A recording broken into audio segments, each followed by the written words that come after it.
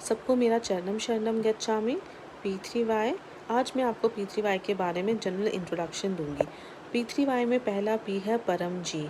परम जी ब्रह्मांड की तीव्र अलौकिक पावन शक्ति, इस विद्या को देने वाले परम जी। परम जी ने ये विद्या 1950 जनवरी 14 में इस पपरसा के रूप में लिखी थी। इससे पहले 1940 का पपरसा भी चलता था।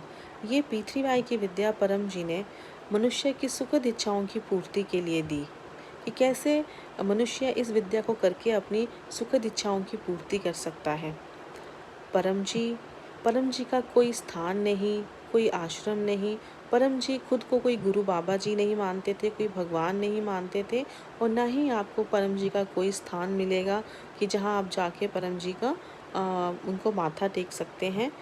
परम जी अब लौकिक रूप में नहीं है, लेकिन अलौकिक रूप में परम जी की ये विद्या, जो परम जी की वाणी मुख से निकली है, जो परम जी ने कहा था कि ये विद्या 10 लाख वर्षों तक काम करेगी।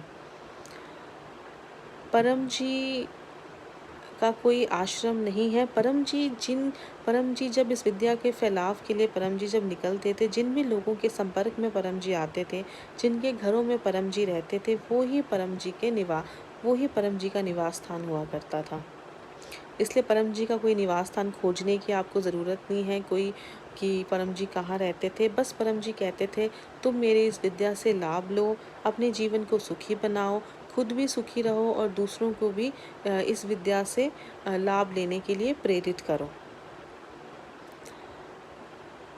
जैसा कि आप देख रहे हैं, सामने लिखा है 4PL। 4PL का मतलब है 4 पेजेस की ये विद्या है।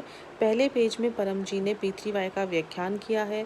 दूसरे तीसरे पेज में परम जी ने मानसिक रोगों के बारे में बताया है, और चौथे पेज में परम जी ने पकड़ की राशि का भुगतान कैसे हो उसके बारे में डिस्कस किया है। परम जी ने ये अब दूसरा पी है पपर। पपर का मतलब है सुकन, इच्छा, विश। विश मांगने के लिए हमें 11 वाक्यों का प्रयोग करना पड़ता है। पहले 8 वाक्य जो हैं परम जी के STD कोड हैं। 9वें वाक्य में आपकी इच्छा आएगी, 10वें वाक्य का इच्छा का पैसा आएगा, और 11वें वाक्य में आपका इच्छा का प्रचार आएगा। और तीसरा पी है परम योग। परम योग में परम जी ने 2 क्रियाएं दी हैं।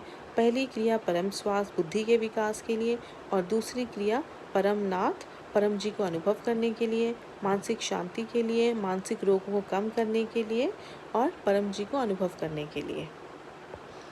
तो इस विद्या को इसे हम परम प्रयोग भी कहते हैं। तो आप इस विद्या को कीजिए, इससे लाभ लीजिए। अब नेक्स्ट वीडियो में बताऊंगी कि इससे लाभ कैसे लिया जाता है।